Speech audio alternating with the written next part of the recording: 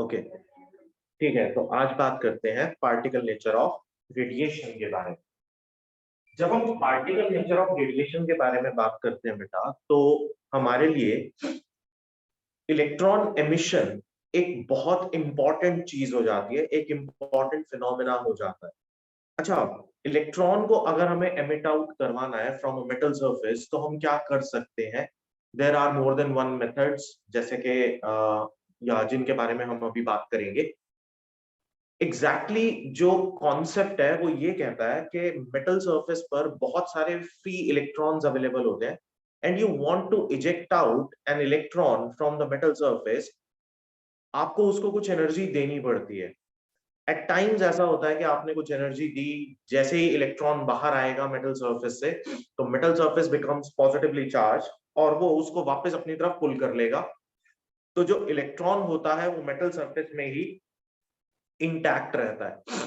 But what if कि मुझे उस इलेक्ट्रॉन को ट्रैवल करवा के एक दूसरे एंड तक ले जाना पड़े। एक डिस्टेंस अगर मुझे उससे ट्रैवल करवाना हो, तो मुझे क्या करना पड़ेगा?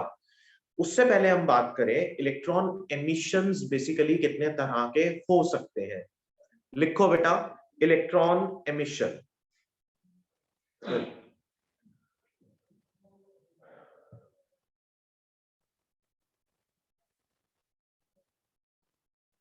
So we have four types of electron emissions.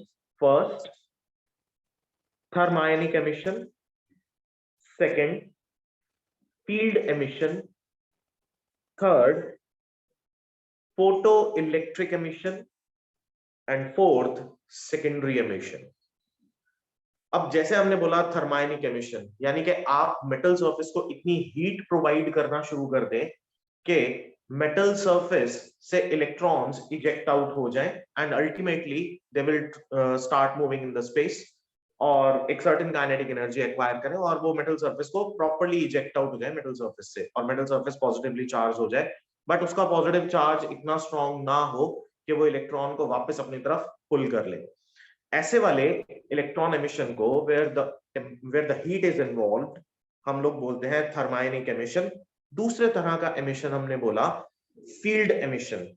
Field emission को हम लोग कोल्ड कैथोड एमिशन भी कहते हैं।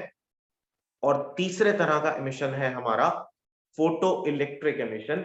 और आज हमें इस क्लास में इसी तरह के एमिशन के बारे में बात करनी है। तो फोटो इलेक्ट्रिक एमिशन बेसिकली है क्या? फोटो इलेक्ट्रिक एमिशन ये कहता है कि अगर हमारे पास कोई भी एक मेटल सरफेस है और उस मेटल सरफेस के ऊपर हम लोग कोई एक सुटेबल फ्रीक्वेंसी और सुटेबल वेवलेंथ की लाइट फॉल करवाएं, तो वो जो सरफेस है वहां से कुछ इलेक्ट्रॉन्स एमिट आउट होंगे and they start moving with certain kinetic energy. इस तरह के एमिशन को फोटो इलेक्ट्रॉन या फोटो एमिशन कहा जाता है, या फोटो इलेक्ट्रिक एमिशन कहा जाता है। And the electrons which ejected out from the metal surface are called photoelectrons. तो जहां कहीं पर भी हम लोग फोटो इलेक्ट्रॉन्स की बात करेंगे, तो ये बात समझ में आ जानी चाहिए, या ये बात अंडरस्टूड है वहां पर, कि वो इलेक्ट्रॉन्स फोटोन्स की वजह से या लाइट की वजह से ही एमिट आउट हो रहे हैं। अब इस पर्टिकुलर फिनोमेना को, जो phenomena of photo electric emission है, इसको एक्सप्लेन करा स्टार्टिंग में हॉलबॉश एंड लेनार्ड ने। और क्या थी हॉलबॉश और लेनार्ड की ऑब्जर्वेशंस, उसके बारे में अब बात करेंगे। लेकिन उससे पहले लिखे photo electric emission. What is photo electric emission? लिखो, the phenomena of emission of electrons, the phenomena of emission of electrons from a metallic surface, from a metallic surface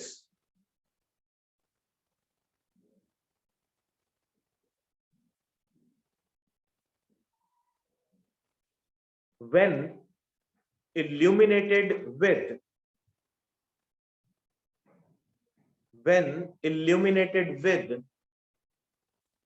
light of suitable wavelength and frequency, when illuminated with light of suitable wavelength and frequency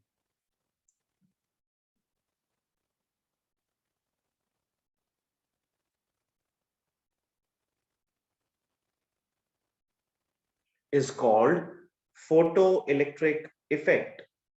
Is called photoelectric effect. अब क्या थी हॉलवॉच और Lennard की observation? हम हॉलवॉच और Lennard की observation के बारे में बात करें उससे पहले हमें इस डायग्राम को समझना पड़ेगा. This is basically the experimental setup, जिस एक्सपेरिमेंटल सेटअप के थ्रू इन ऑब्जर्वेशंस को लिया गया और इन ऑब्जर्वेशंस को समझा गया. सबसे पहले समझें कि ये एक्सपेरिमेंटल सेटअप एग्जैक्टली है क्या. Now we have a evacuated glass tube, और इवैक्यूएटेड ग्लास ट्यूब में यहां पर हमारे पास एक क्वार्ट्ज विंडो है, क्वार्ट्ज विंडो, और इस क्वार्ट्ज विंडो के थ्रू हमने कुछ यूवी रेडिएशन इस मेटेलिक प्लेट के ऊपर फॉल करवाए. जो यूवी रेडिएशन इस मेटेलिक प्लेट के ऊपर फॉल कर रहे थे उसकी वजह से यहां से कुछ इलेक्ट्रॉन्स एमिट आउट हुए, और इस कलेक्टर प्लेट ने उन इलेक्ट्रॉन्स को कलेक्ट करना शुरू कर दिया. और इस कलेक्टर प्लेट के थ्रू जब ये इलेक्ट्रॉन्स फ्लो करते हैं तो यहां पर कुछ करंट सेटअप हुआ. जो करंट यहां पर सेटअप हुआ, that current was in range of micro amperes. और ये बात तय हो गई कि इन इलेक्ट्रॉन्स की वजह से ही ये सर्किट कंप्लीट हुआ था. और सर्किट कंप्लीट हुआ उससे पहले हम ये समझ लेंगे सर्किट में और चीजें क्या क्या थी. हमने इस एमिटर प्लेट को, यानी जहां से इलेक्ट्रॉन्स एमिट हो रहे हैं मेटेलिक सरफेस से, उसको बोला एमिटर प्लेट. एमिटर प्लेट से, यानी एमिटर प्लेट को हमने कनेक्ट करा इस सर्क्यूटरी के साथ, और इस सर्क्यूटरी में हमारे पास एक रियोस्टैट है जिसे हमने कहा पोटेंशियल डिवाइडर. और इस पोटेंशियल डिवाइडर से दोनों एंड्स कनेक्टेड हैं. हमने देखा कि ये पोटेंशियल डिवाइडर यहाँ पर नेगेटिव टर्मिनल से कनेक्टेड है, इधर से ये पॉजिटिव टर्मिनल से कनेक्टेड है, and this rheostat is connected with the positive and and this one is connected with the negative and. और हमने इस सर्किट को ऐसा बनाया इसलिए है क्योंकि हम बार बार पोटेंशियल्स वेरी करके देखेंगे दोनों के इलेक्ट्रोड्स, दोनों ही इलेक्ट्रोड्स के, यानी कि आपके कलेक्टर प्लेट के भी और एमिटर प्लेट के भी पोटेंशियल्स को हम वेरी कर करके देखेंगे कि ऑब्जर्वेशंस हमें क्या क्या मिल रही है. ब्रॉड एक ट्रक्स बता दूं आपको कि हॉलवॉच और लेनार्ड की ऑब्जर्वेशंस क्या थी. उन्होंने एक जिंक प्लेट ली, और जिंक प्लेट को उन्होंने, एक जो जिंक प्लेट ली वो उसके पास नेगेटिवली चार्ज जिंक प्लेट थी, और दूसरी जो प्लेट थी वो एक पॉजिटिवली चार्ज्ड जिंक प्लेट थी. अब नेगेटिवली चार्ज्ड जिंक प्लेट और पॉजिटिवली चार्ज्ड जिंक प्लेट में क्या फर्क था, या उन्होंने इन ऑब्जर्वेशन से क्या क्या समझने की कोशिश करी, वो देखो. जैसे ही नेगेटिव चार्ज प्लेट के ऊपर यूवी रेडिएशन फॉल करवाई गई, हुआ ये कि इलेक्ट्रॉन इस यूवी रेडिएशन की वजह से जैसे ही बाहर आया, ठीक है, तो या पहले ध्यान समझें पॉजिटिवली चार्ज प्लेट के ऊपर, this will make you understand more. ठीक है, अब ये प्लेट आपकी पॉजिटिवली चार्ज है, ठीक है. जैसे ही आपने इसके ऊपर यूवी रेडिएशंस फॉल कराई, तो यूवी रेडिएशंस फॉल करने के बाद जो इलेक्ट्रॉन्स यहां से एमिट आउट हुए, वो इलेक्ट्रॉन्स जैसे ही बाहर गए तो ये प्लेट क्योंकि ऑलरेडी पॉजिटिवली चार्ज थी, दिस बिकम्स मोर पॉजिटिव, तो उन इलेक्ट्रॉन्स को उसने वापस अपनी तरफ अट्रैक्ट कर लिया. ठीक है, यानी कि यहां पर करंट सेटअप नहीं हो पाया. लेकिन इधर अगर हम लोग देखें तो क्योंकि ये नेगेटिवली चार्ज्ड थी, जैसे यूवी रेडिएशंस फॉल करेंगी, उन यूवी रेडिएशंस के फॉल करने के बाद यहां से जो फोटो इलेक्ट्रॉन्स एमिट आउट हुए, वो फोटो इलेक्ट्रॉन्स इधर क्रिएट हुए पॉजिटिव चार्ज की वजह से वापस अंदर की तरफ पुल अप नहीं कर पाई ये मेटल प्लेट, और वो एक सर्टेन काइनेटिक एनर्जी के साथ फॉल या सर्टेन काइनेटिक एनर्जी के साथ मूव करने लगे. तो ये एक ऑब्जर्वेशन ये थी कि अगर हमारे पास कोई भी एक मेटल प्लेट हो और वो नेगेटिवली चार्ज्ड हो, तो वहां से इलेक्ट्रॉन्स को मूव करवाया जा सकता है इजेक्ट आउट करवा के. लेकिन अगर प्लेट पॉजिटिवली चार्ज्ड है तो वहां से इलेक्ट्रॉन्स को मूव करवाने के लिए we require greater amount of potential, so that कि या एनर्जी हमें बहुत ज्यादा चाहिए, सो दैट कि वो इस बैरियर को, जो बैरियर इस पॉजिटिव चार्ज ने क्रिएट करा, उस बैरियर को ओवरकम कर सके। क्लियर है ये बात? Yes sir. Yes sir. तो इस बैरियर को ओवरकम किए बिना इलेक्ट्रॉन आगे मूव नहीं कर सकता था। ये हॉलबॉश और लेनार्ड की ऑब्जर्वेशंस थी। अब इन्हीं ऑब्जर्वेशंस को इस एक्सपेरिमेंटल सेटअप के through with the help of few graphs हम लोग समझने की कोशिश करेंगे, और उसमें सबसे पहले हम समझेंगे कि लाइट की इंटेंसिटी का क्या इफेक्ट पड़ता है फोटो इलेक्ट्रिक करंट के ऊपर। तो सबसे पहला इंपॉर्टेंट पॉइंट है बेटा, effect of intensity of light on photoelectric current. Effect of intensity of light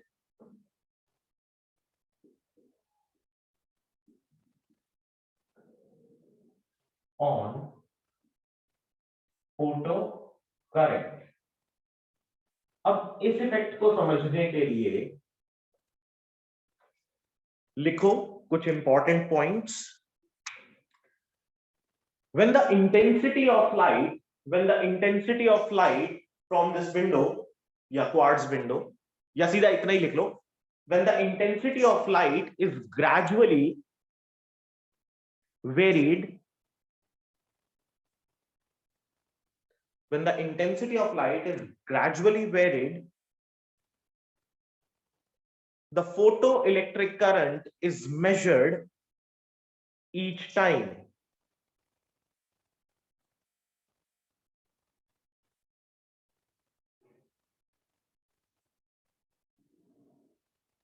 It is observed that the photoelectric current increases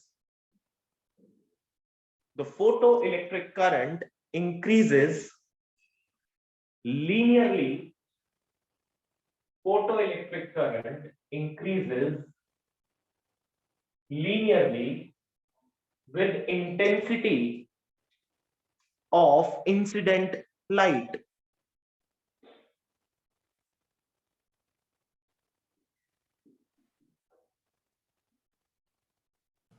So can you please repeat? It is observed that the photoelectric current increases linearly with intensity of incident light.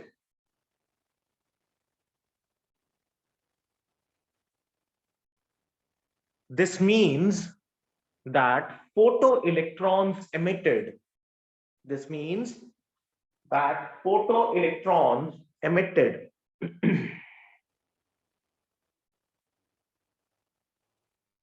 per second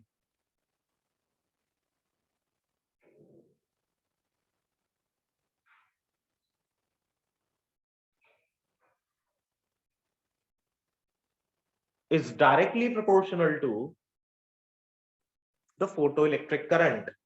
वैसे इसको उल्टा लिखना चाहिए हमें, जैसे कि Ohm's law में लिखते हैं।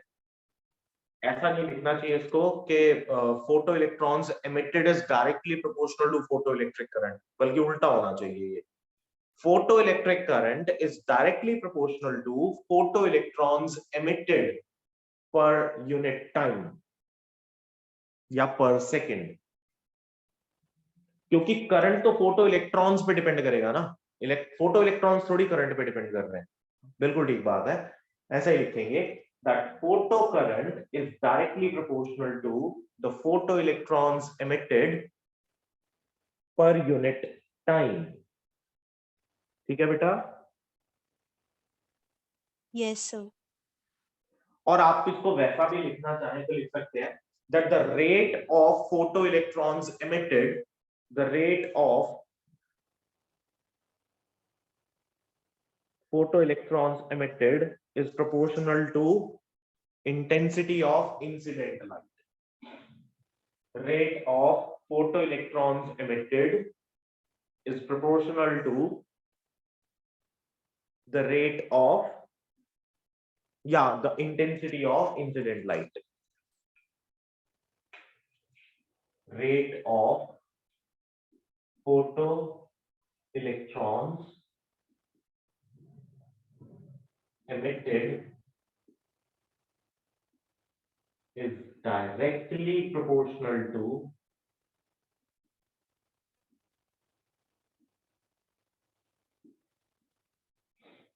intensity of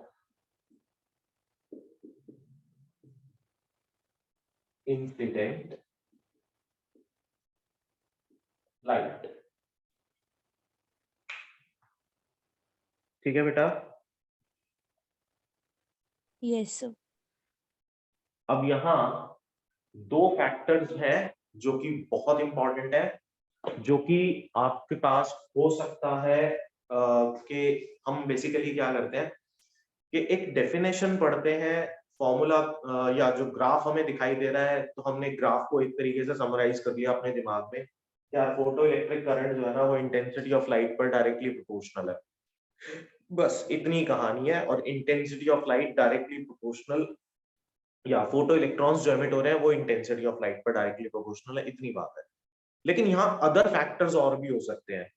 अब मान लो कि इंटेंसिटी ऑफ लाइट तो फॉल कर रही है, लेकिन उसकी फ्रीक्वेंसी वेरी करने लगे, देन तो क्या?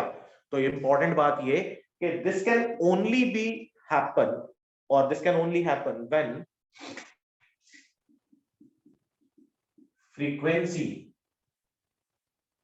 इज कांस्टेंट, और दूसरी इंपॉर्टेंट बात, accelerating potential is constant. Accelerating potential is constant. अब चलो, फ्रीक्वेंसी तो समझ में आता है, लेकिन एक्सेलरेटिंग पोटेंशियल बात समझ में नहीं आई। वापस आ जाए।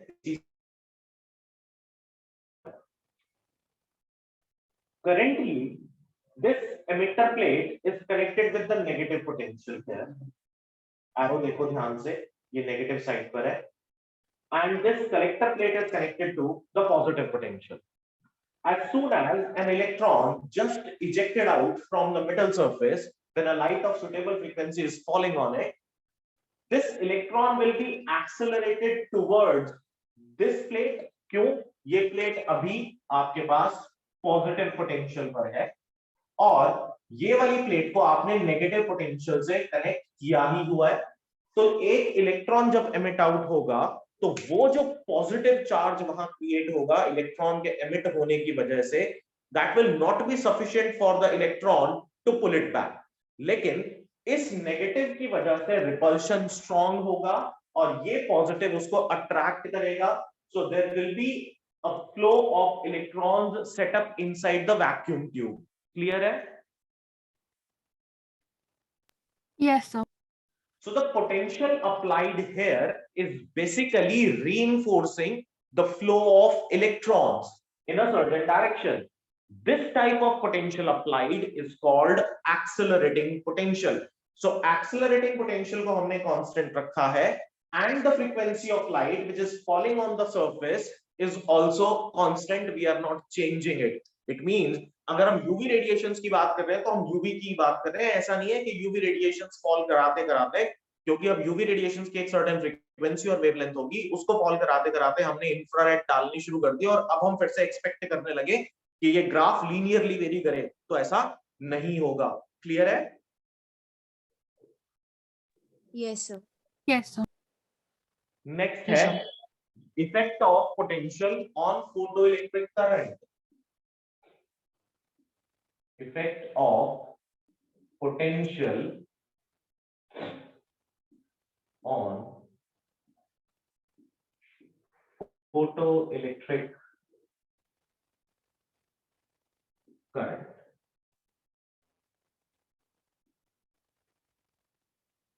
अच्छा, इसको थोड़ा सा ध्यान से समझने की जरूरत है, क्योंकि जब हम लोग इफेक्ट ऑफ पोटेंशियल के बारे में बात करेंगे बेटा, तो हमें इस पोटेंशियल को वेरी करके देखना पड़ेगा, ठीक है। और देयर आर सर्टेन सिचुएशंस, जैसे कि हो सकता है कि मैं इसको नेगेटिव कराते कराते टुवर्ड्स द पॉजिटिव ले जाने की कोशिश करूं और इसको नेगेटिव की तरफ ले जाने की कोशिश करूं।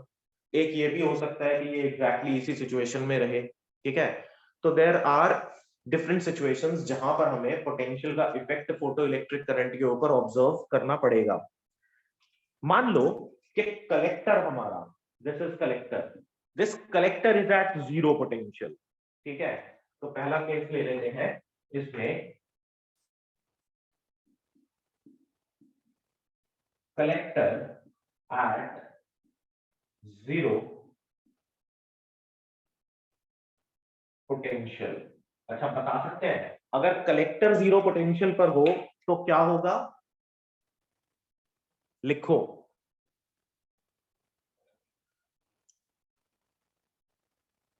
when the emitter is illuminated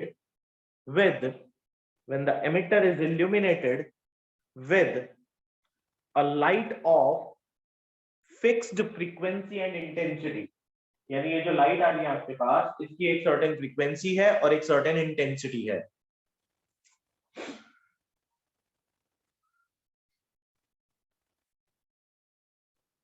In this situation, हमने कहा collector at zero potential, when a light of fixed frequency and intensity is made to fall on the collector, on the emitter plate,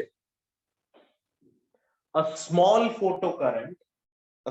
photocurrent will be observed.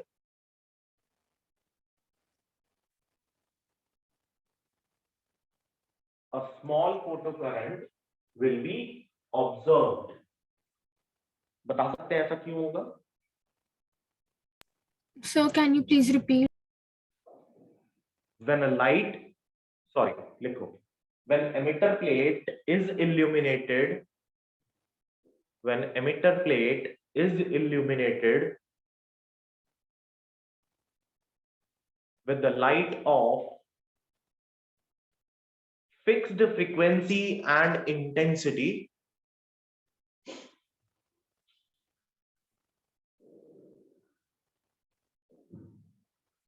a small photoelectric current is observed. जबकि collector plate किस पे था? Zero potential पे था। अब बताओ ऐसा क्यों हुआ? कि सर यहाँ क्योंकि पर हमारी जो मेंटेन प्लेट थी वो नेगेटिव पोटेंशियल पे थी सर, वो ये पोटेंशियल नेगेटिव डिफरेंस तो क्रिएट हो गया।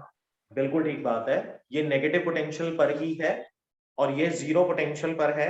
It means there is some potential difference there with respect to the negative. Zero is also considered as positive.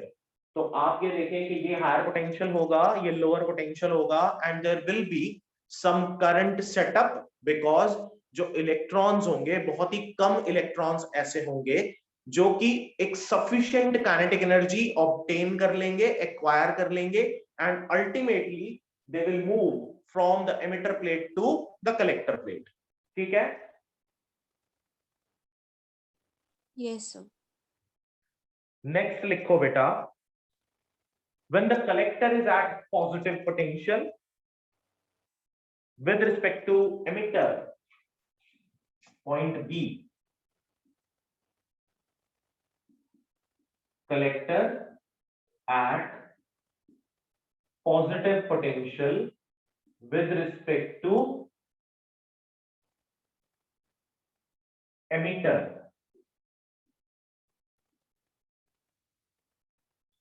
इस तरह के पोटेंशियल अरेंजमेंट को बोला जाता है एक्सेलरेटिंग पोटेंशियल। यानी आपकी ये जो प्लेट है ये सफिशिएंटली लार्ज पॉजिटिव पोटेंशियल पर हो तो हम लोग इस तरह के पोटेंशियल को बोलेंगे accelerating potential.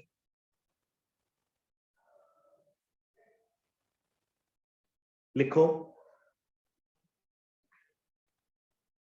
when the positive potential of collector is varied gradually,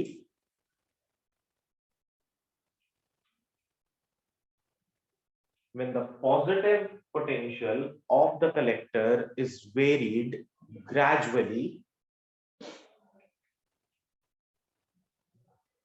the current is measured each time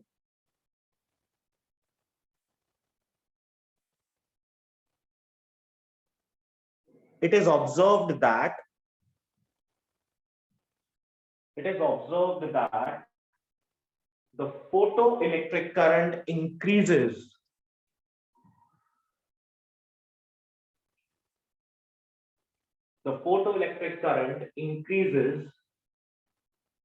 with increase in accelerating potential.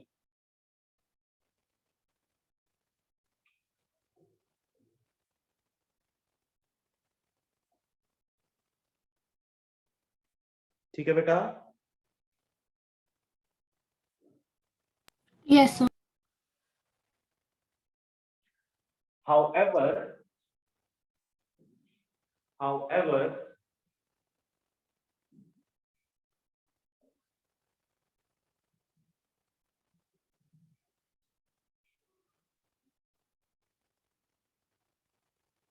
when the accelerating potential is increased, it reaches at a point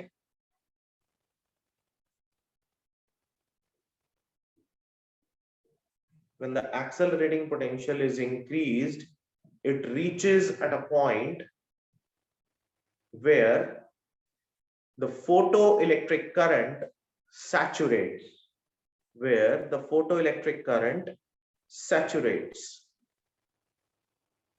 Now, what exactly this means?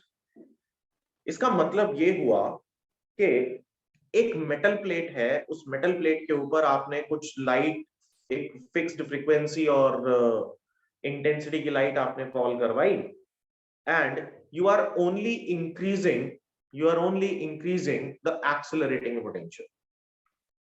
यहां देखो क्या था, frequency भी constant थी और accelerating potential भी constant था, but now you are increasing accelerating potential. जब तक ये दोनों सिचुएशंस थी तब तक आपको करंट कैसा मिल रहा था? कांस्टेंट मिल रहा था. ठीक है, लीनियर वेरिएशन में मिल रहा था, तो स्लोप इसका आपको कांस्टेंट दिखाई दे रहा है. लेकिन जैसे आपने एक्सेलरेटिंग पोटेंशियल बढ़ाना शुरू करा बेटा, तो फोटो करंट भी बढ़ने लगा. लेकिन हर मेटल सरफेस की अपनी एबिलिटी होती है कि वो कितने फ्री इलेक्ट्रॉन्स उसके पास हैं और कितने वो जनरेट कर सकता है. एक सर्टेन वैल्यू से ज्यादा एक्सपेक्ट करना इज कंप्लीटली इरैशनल, वो नहीं हो सकता. तो यहां पर हमने ये देखा, या ऑब्जर्वेशन ये ली गई लेनार्ड और हॉलवॉश के एक्सपेरिमेंट के थ्रू, या इस सेटअप के थ्रू, के एक स्टेज रीच कर गई जहां पर पहुंचने के बाद फोटो इलेक्ट्रिक करंट सैचुरेट कर जाता है. मींस ऐसा नहीं हो सकता एक फोटो इलेक्ट्रिक करंट, एक फोटो मेटल प्लेट से आप जितना आपका मर्जी चाहे उतना आप पोटेंशियल बढ़ाते जाएं और आपको उतना ही ज्यादा फोटो इलेक्ट्रिक करंट मिलता चला जाए. तो ऐसा पॉसिबल नहीं है. क्लियर है ये बात?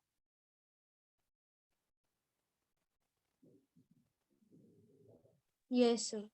सैचुरेशन तक लिख लिया था, सैचुरेट तक लिख लिया था. Yes, sir. नेक्स्ट लिखो बेटा point C, collector at negative potential with respect to emitter. Collector at negative potential with respect to emitter. अब ये पॉइंट सबसे ज्यादा इंपॉर्टेंट. ठीक है बेटा, देखो आप लोग जितने भी लोग अभी अवेलेबल हो और जो बाद में इस वीडियो को देखेंगे जो आज अभी अवेलेबल नहीं है, आपको एक बार फिर से बोल दूं, ये पर्टिकुलर चैप्टर 4 या 5 नंबर का आपके पेपर में होगा. ठीक है, बट आप इसमें से एग्जाम में एक्सपेक्ट क्या कर सकते हो? यही सब कुछ एक्सपेक्ट करेंगे. यहाँ पर यही छोटी छोटी बातें वो पूछेगा, और हो सकता है जो ग्राफ्स हम लोग यहाँ पर बना रहे हैं उन ग्राफ से रिलेटेड ज्यादा क्वेश्चंस पेपर में आए.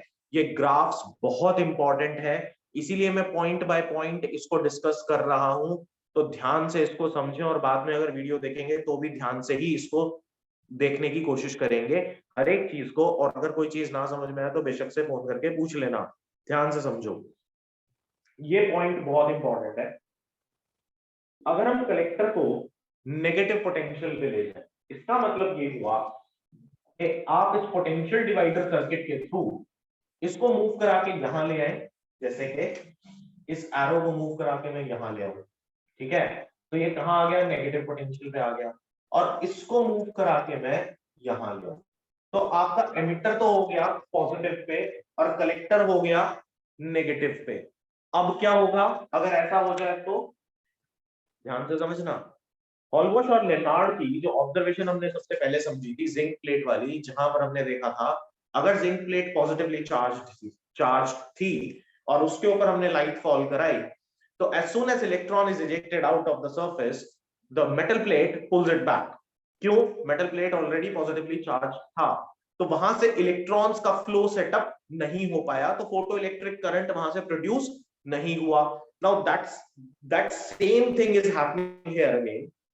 आपने क्या करा, एमिटर प्लेट को तो पॉजिटिव कर दिया और कलेक्टर प्लेट को आपने नेगेटिव करना शुरू कर दिया, और यूवी रेडिएशन जिसके ऊपर फॉल कर ही रहे थे, so electrons will not be able to come out of the surface of the metal plate, or if few electrons come out of the metal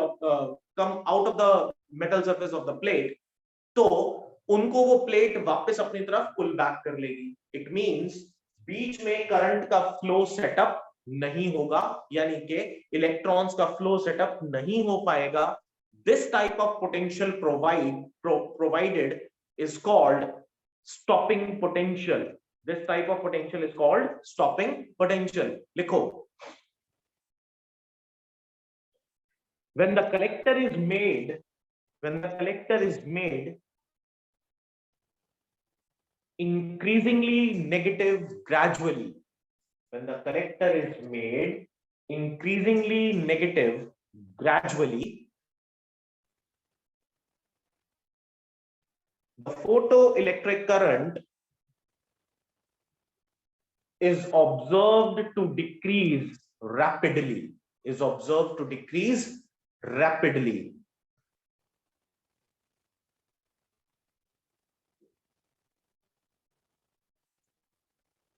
At a certain value of the negative potential of collector plate, at a certain value of the negative potential of collector plate,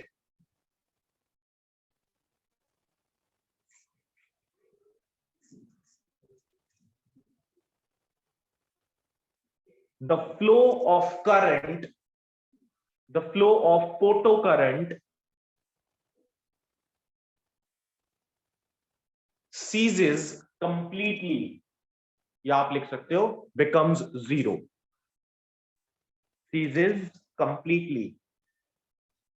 This potential is called stopping,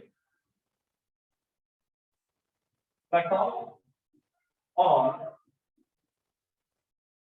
critical potential. Stopping, cutoff, or critical potential.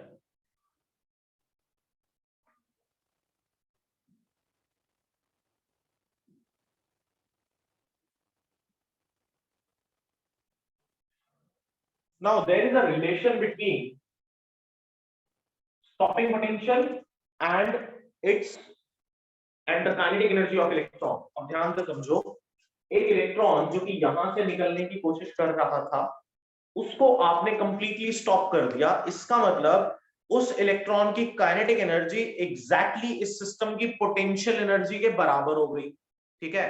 अब इस system की potential energy अगर हम लोग निकालते हैं तो हमें पता है दैट इज EV नॉट। हमने पहले भी समझा था पोटेंशियल किसके बराबर होता है बेटा, work done per unit charge, ठीक है। नाउ वी आर सेइंग कि भाई ये स्टॉपिंग पोटेंशियल है और यहां पर करंट का फ्लो सीज कर जाएगा, तो we are representing it with zero, V naught in fact. So EV naught is equals to half m V max square, where m is mass of electron and Vmax is velocity of electron और V not यहां पर क्या है, stopping potential. तो EV not यहां पर equal हो जाएगा हाफ m Vmax स्क्वायर के। ठीक है, Yes, sir.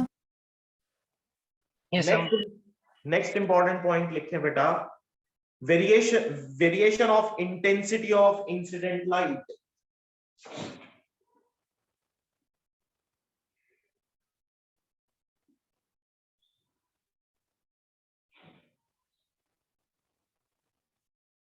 Variation of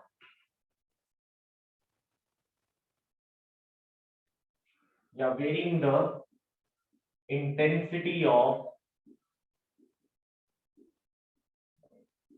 incident light. अगर हम लोग इंसिडेंट लाइट को, यानी जो लाइट हमारी इंसिडेंट थी उसको वेरी करना शुरू कर दें। अब देखो, एक्सेलरेटिंग पोटेंशियल को तो हमने अलग अलग तरीके से चेंज करके देख लिया कि क्या क्या होगा। अब बात आ गई कि इंटेंसिटी ऑफ लाइट को अगर हम लोग वेरी करना शुरू करें, इंटेंसिटी अगर हम वेरी कर रहे हैं तो फ्रीक्वेंसी चेंज होगी या नहीं होगी? सर नहीं होगी। नहीं होगी, बिल्कुल ठीक। आप इंटेंसिटी चेंज कर सकते हो, लेकिन इंटेंसिटी बढ़ाने का मतलब लेट्स से कि हमारे पास एक एसटीआर है, एक बल्ब के साथ हमने उसको कनेक्ट करा और हम उसके पॉट से उसको मूव करा के, जैसे आप सिनेमा हॉल्स के अंदर देखते हो, जैसे ही मूवी स्टार्ट होती है तो बाकी जितनी भी लाइट्स होती हैं वो धीरे धीरे धीरे डिम होती चली जाती है। वो जो एससीआर है वो डिमर की तरह से काम करता है। तो वो जो डिमर है हमने उससे इंटेंसिटी रिड्यूस करी, लेकिन फ्रीक्वेंसी ऑफ लाइट तो उसका अपना एक इंपॉर्टेंट कैरेक्टरिस्टिक है, वो चेंज नहीं कर रहे। तो हम यहाँ बात कर रहे हैं अगर हम इंटेंसिटी ऑफ इंसिडेंट लाइट को चेंज करें तो क्या होगा। लिखो,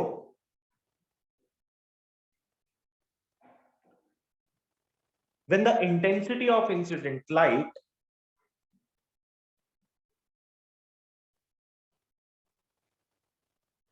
is varied, when the intensity of incident light is varied, keeping frequency constant,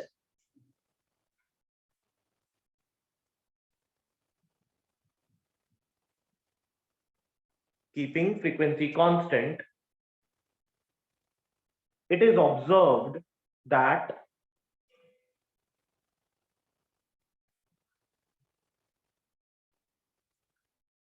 the saturation currents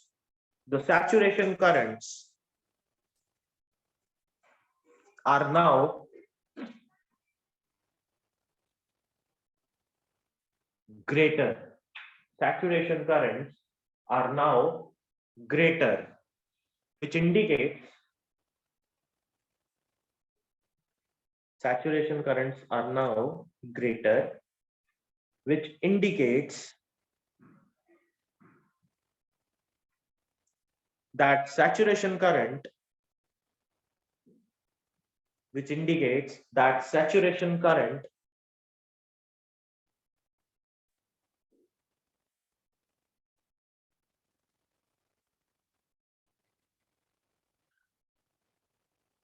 is proportional to the intensity of incident light.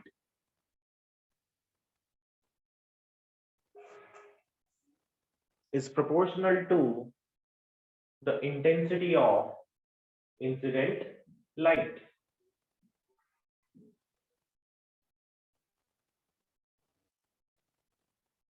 ठीक है बेटा? Yes, sir. Yes, sir. The stopping potential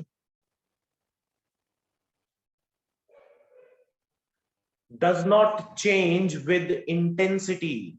The stopping potential does not change with intensity.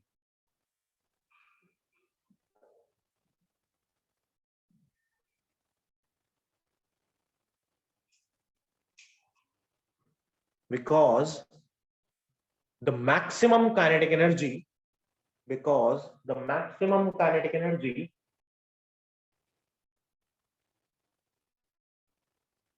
of photoelectrons, the maximum kinetic energy of photoelectrons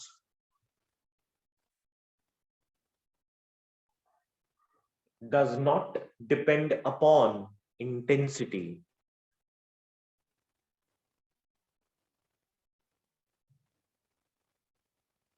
ठीक है? Yes, sir. तो अगर हम इसका एक ग्राफ प्लॉट करने की कोशिश करें इस सेकंड का विच समराइजेस ऑल दीज 4 पॉइंट्स, तो वो ग्राफ कुछ ऐसा होगा जहां पर ये होगा हमारे पास एक्सिलरेटिंग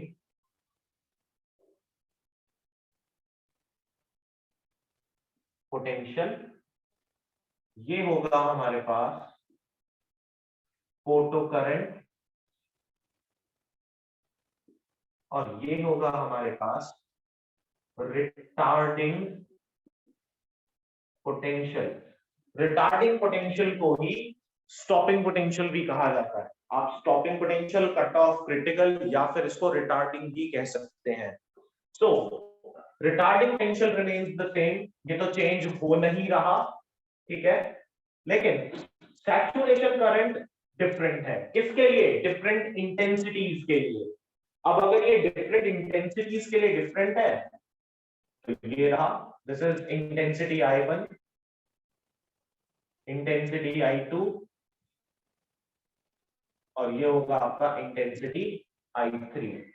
इंपॉर्टेंट बात ये कि I3 बड़ा है I2 से, जो कि बड़ा है I1 से, ठीक है।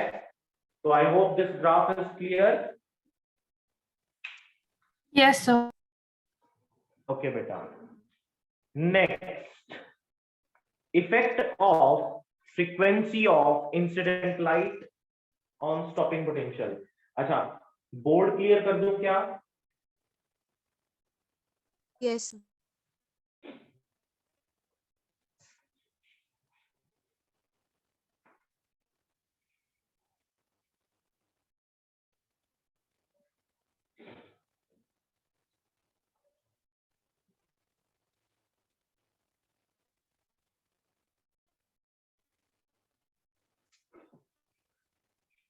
Effect of frequency of incident light।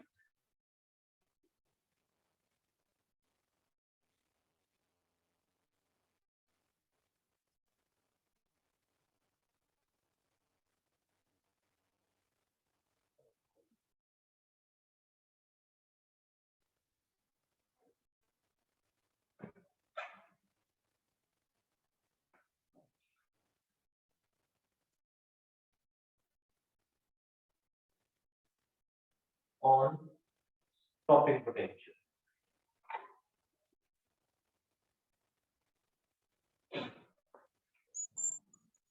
लिखो बेटा, effect of frequency of incident light on stopping potential।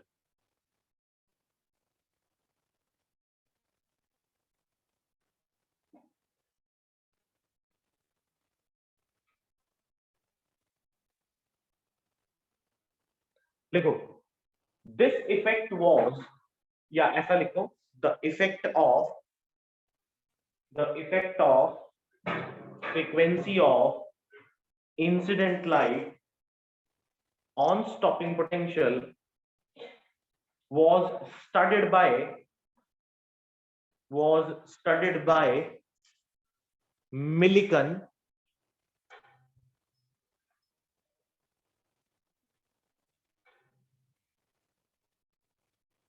and according to the studies, a particular emitter metal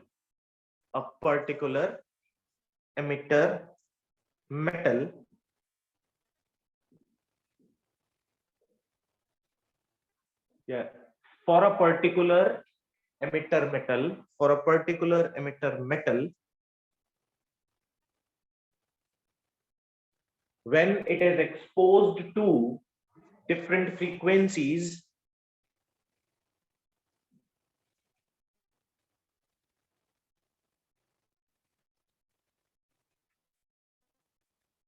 when it is exposed to different frequencies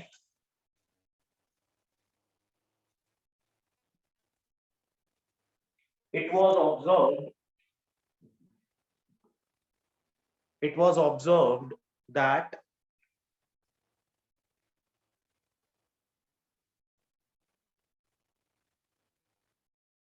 different stopping potentials were required. Different stopping potentials were required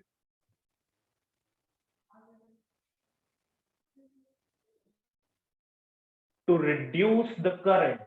Different stopping potentials were required to reduce the current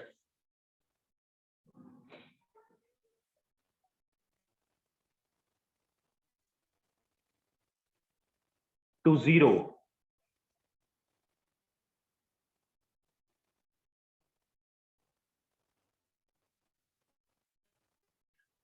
The stopping potentials were more negative. The stopping potentials were more negative for higher frequencies of incident light. For higher frequencies of incident light.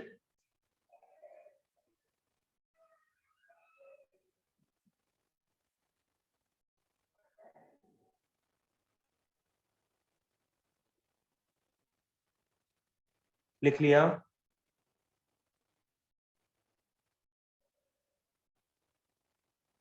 Yes, sir. और इसका जो graph plot करते हैं बेटा वो कुछ ऐसे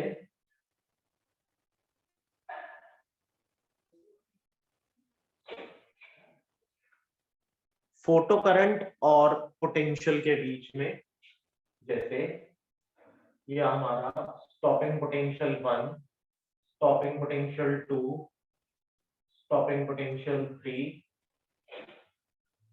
और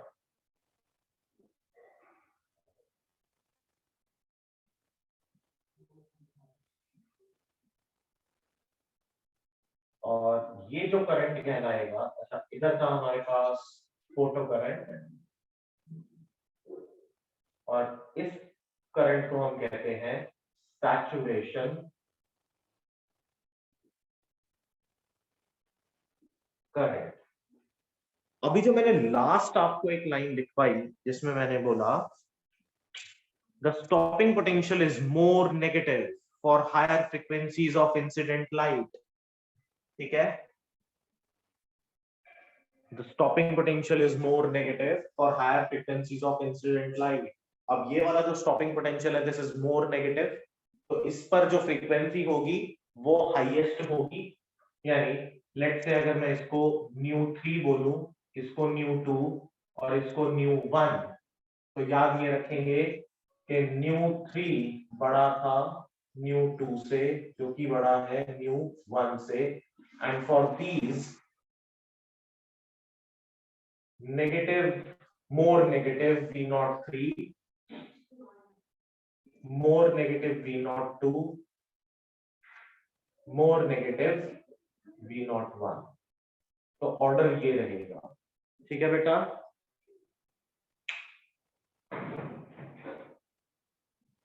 क्लियर है? Yes. Yes, sir.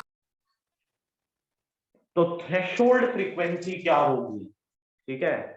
इसको अगर मुझे समझना है तो हम एक और ग्राफ यहां पर प्लॉट करेंगे और उससे हम समझने की कोशिश करेंगे कि थ्रेशोल्ड फ्रीक्वेंसी एग्जैक्टली है क्या। अच्छा मान लें कि मेरे पास एक स्टॉपिंग पोटेंशियल और फ्रीक्वेंसी का हम लोग कर्व बनाने की कोशिश करें, तो जो stopping potential versus frequency curve है वो कुछ ऐसा बनेगा। Stopping potential versus frequency curve. इसके लिए अगर हम लोग पोटेंशियल को y एक्सिस पर ले लें,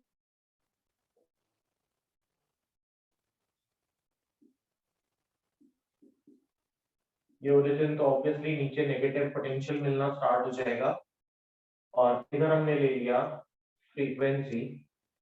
तो इसका जो ग्राफ होता है वो कुछ ऐसे चलता है।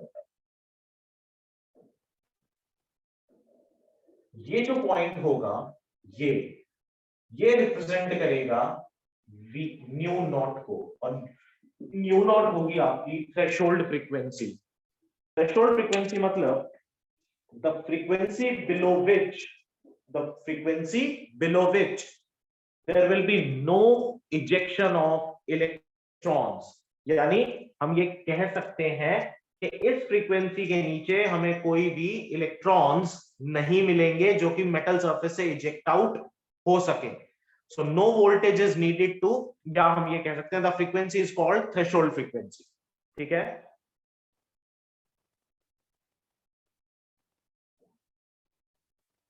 अच्छा लिखो, at nu not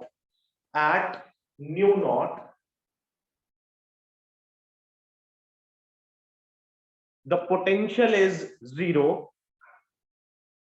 at nu naught the potential is 0, means the stopping potential is 0।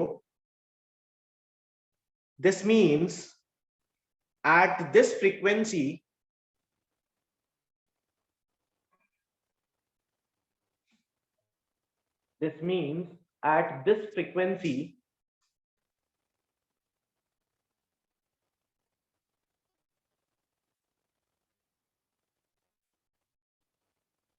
the incident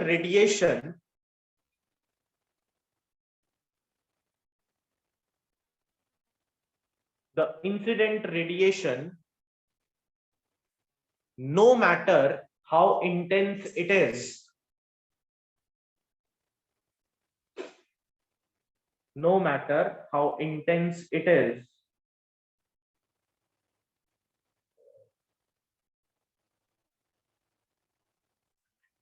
not able to eject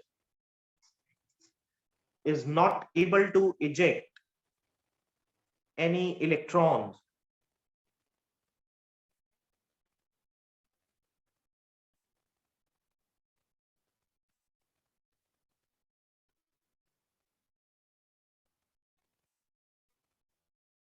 so this frequency is called threshold frequency।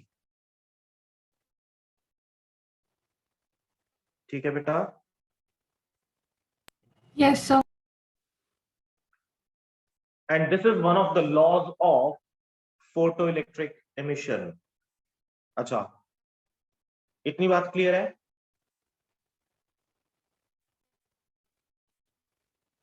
Yes, sir.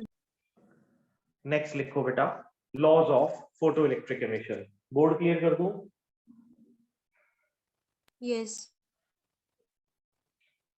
Laws of photoelectric emission.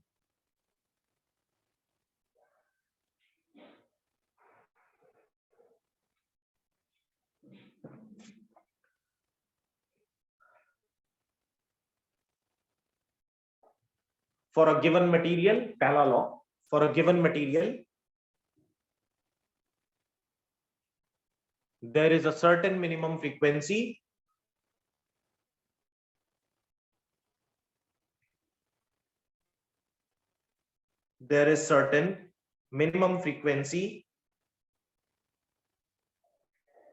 of radiation,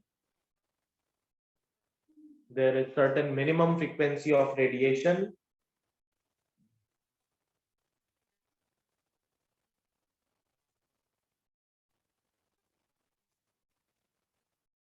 called threshold frequency।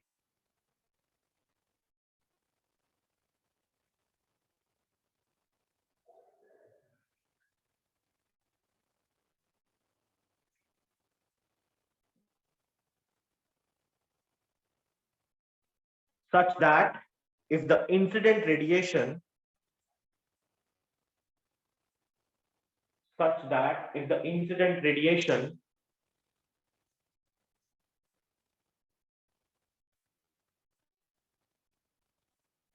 is below this frequency,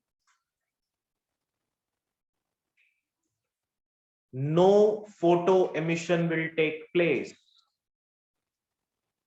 No photoelectric emission will take place. Second law.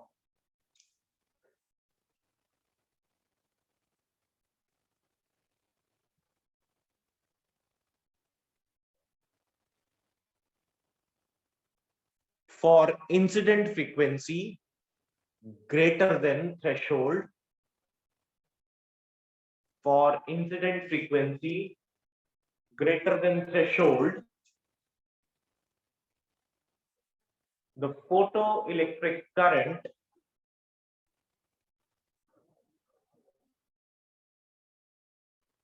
is directly proportional to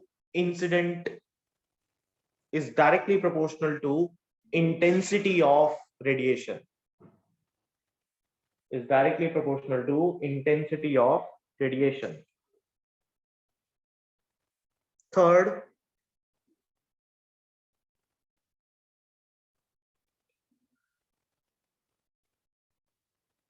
for incident frequency greater than the threshold,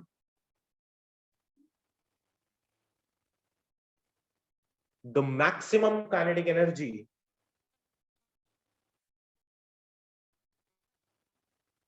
of photoelectrons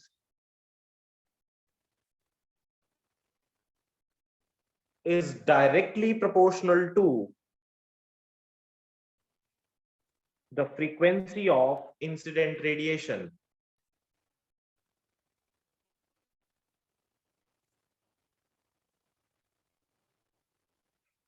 And independent of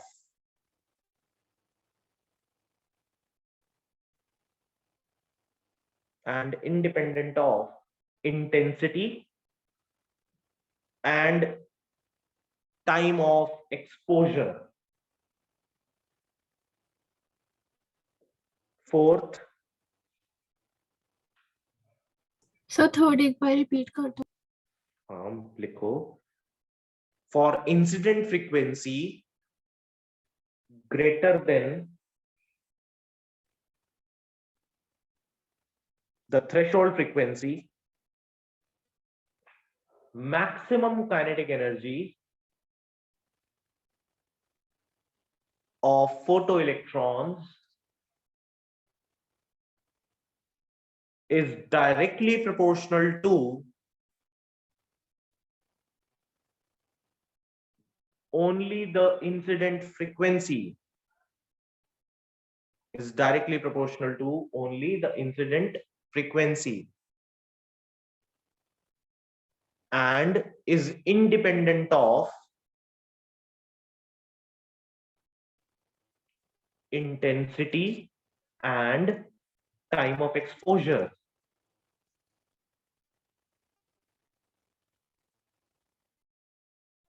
Fourth,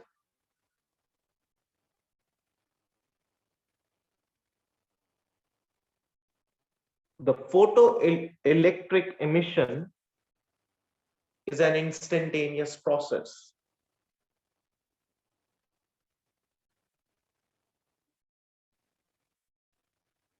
And the time interval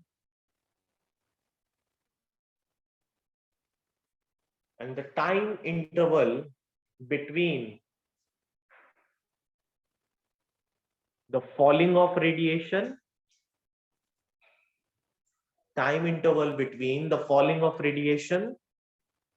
and ejection of electrons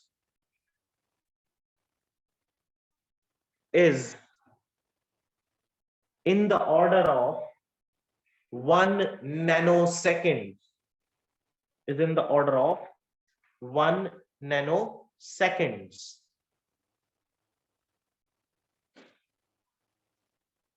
ठीक है बेटा? Yes, sir. Next है Einstein photo electric equation. अब देखो बेटा, according to the Einstein's photoelectric equation, अगर हमारे पास किसी भी मेटल सरफेस के ऊपर कोई एक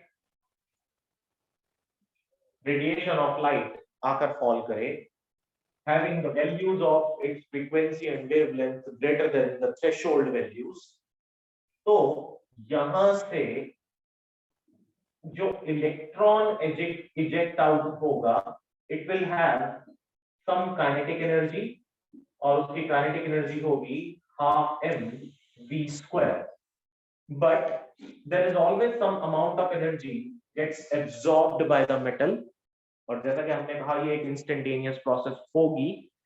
तो जो टोटल एनर्जी है h nu, this will be equal to the sum of phi naught plus half m v square. phi naught को हम बोलते हैं वर्क फंक्शन, यानी इजेक्ट आउट कराने के लिए जितनी एनर्जी मेटल सरफेस एब्सॉर्ब करेगा,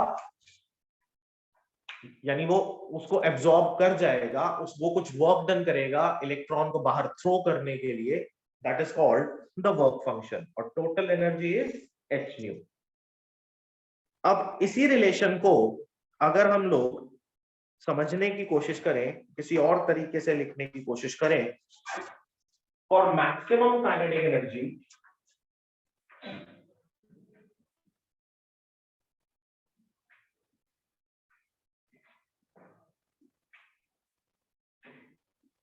आप इसको लिख सकते हो half M we max square is equal to h nu minus of phi naught। लेकिन बेटा जो h nu minus of phi naught है, h nu is equal h nu, या हम कहें h nu minus of phi naught है, इसमें से phi naught की एक सर्टेन वैल्यू हम कैलकुलेट कर सकते हैं। लिखो एक इंटरेस्टिंग बात, if threshold frequency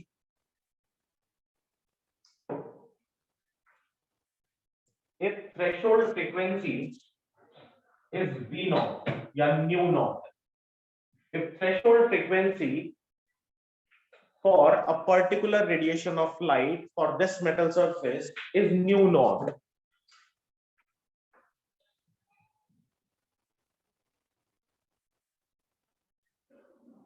then the energy spent in overcoming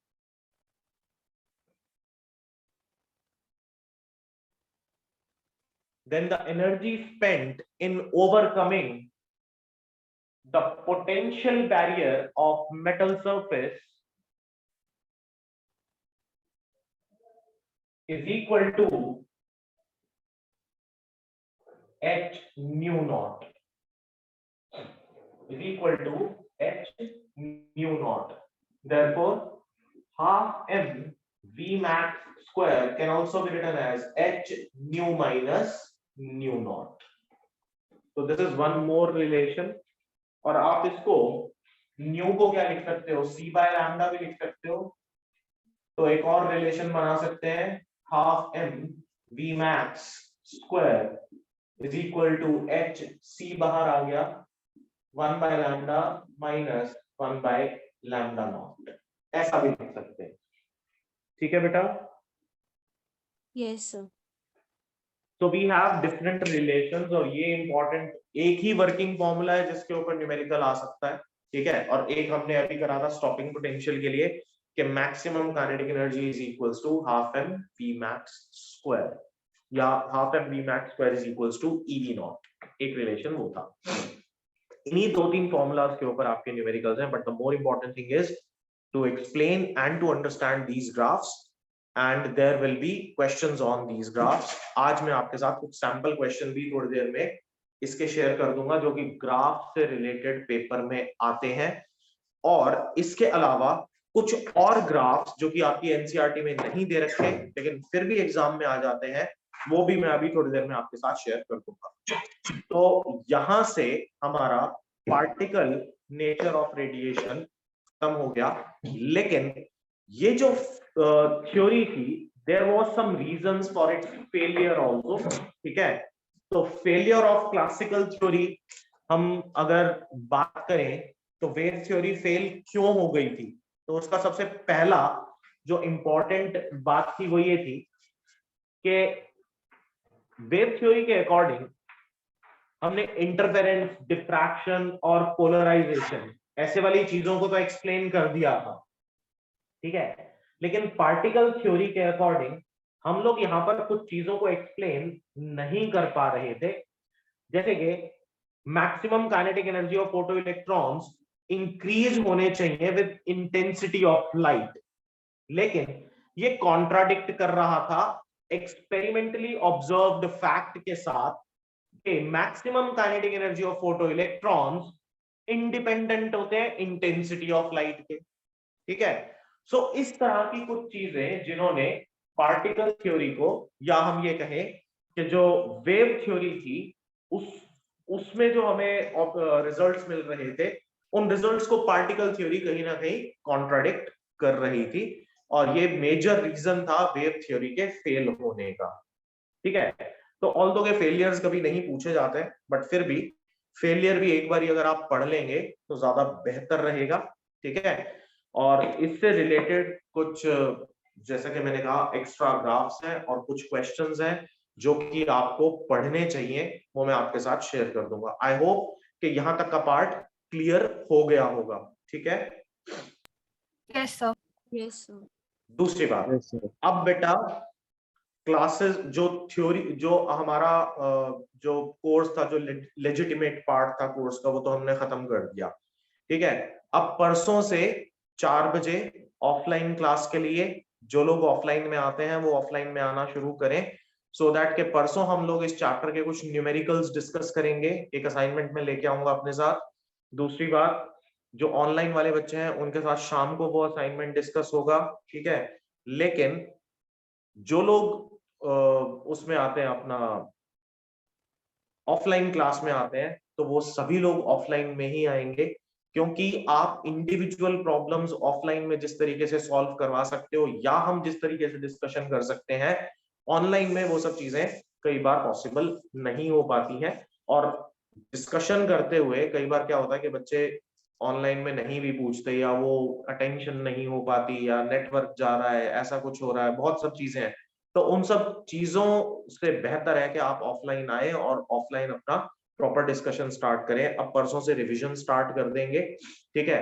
अभी करंट ये चैप्टर है, इसी के न्यूमेरिकल्स करके खत्म करेंगे, and the next we will start the optics. Optics आपके पेपर में मेजर पोर्शन है, उस मेजर पोर्शन को अच्छे से करना है, और उसके लिए आप ऑफलाइन आए तो ज्यादा बेहतर, ठीक है।